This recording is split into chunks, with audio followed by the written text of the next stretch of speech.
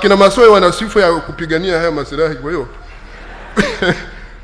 Mheshimiwa Rais, niona hili. Na kigezo cha 9 ni miundombinu na teknolojia, yani infrastructure and technologies.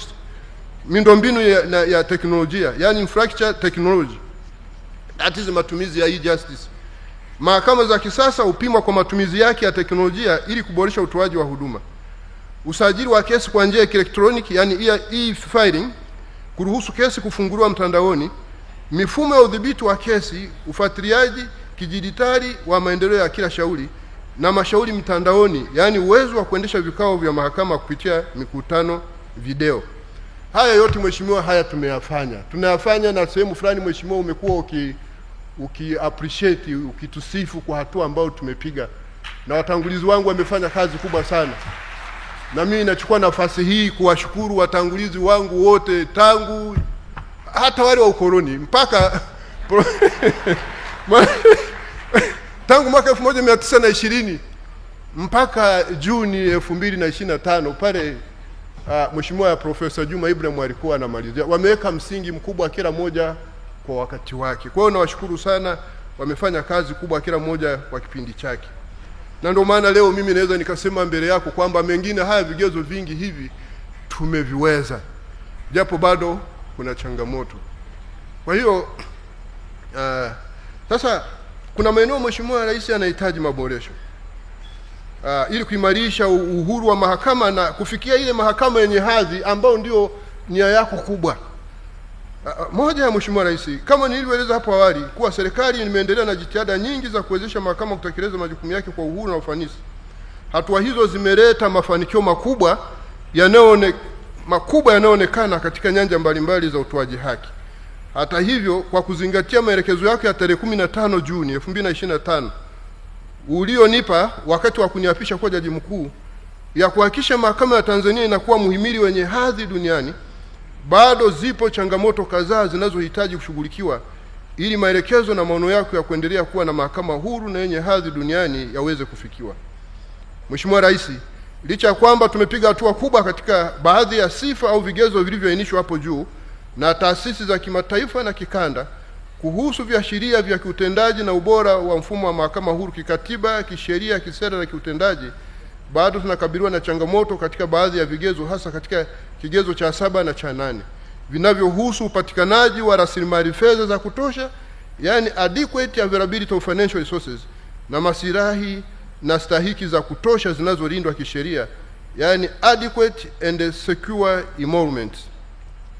Mheshimiwa Rais, kwa heshima tunashauri kuongeza bajeti ya mahakama pamoja na kuboresha maslahi ya watumishi wa mahakama kwa ujumla, ikiwemo kuimarisha huduma za bima ya afya ili ziendane na mahitaji maalum yanayotokana na asili na mazingira ya kazi wanayoifanya. Kuongezeka kwa bajeti ya mahakama kutaiwezesha kuendelea kufanya maboresho ya kiutendaji, kusogeza huduma za haki karibu zaidi na wananchi na kuwajengea uwezo wa watumishi wake ili kuongeza ufanisi, uwajibikaji na ubora wa utoaji haki nchini.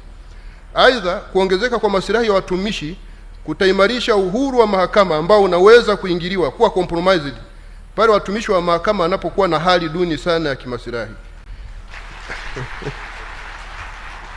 Kazi ya jaji au hakimu ni kazi inayohitaji kujitenga kwa namna fulani ili kuepusha mwingiliano wa kimaslahi katika mambo mbalimbali, zikiwemo shughuli za kiuchumi za kujipatia kipato binafsi. Pia kazi ya utoaji haki inamhitaji jaji au hakimu kutumia muda mwingi ofisini na majumbani kuandika hukumu. Uwepo wa jaji au hakimu ofisini muda wa baada ya saa ya kazi unagusa pia watumishi wa kada nyingine.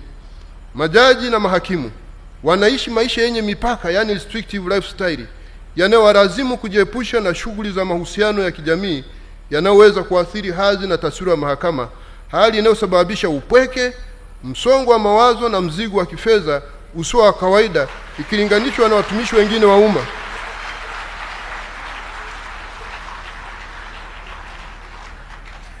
Kazi inayohitaji kujitoa zaidi kwa watumishi wote wa mahakama ili kutekeleza jukumu hili kubwa la utoaji haki, jukumu ambalo kimsingi ni la Mwenyezi Mungu. Hii ndio maana majaji wanaitwa mabwana wakubwa, that is lords. kwa kuwa kazi wanayoifanya ni kazi ya Mungu mwenyewe, ingawaje wao sio Mungu na wana uwezo mdogo ikilinganishwa na uwezo wa Mungu anayeweza kuona yaliyofichika moyoni mwetu.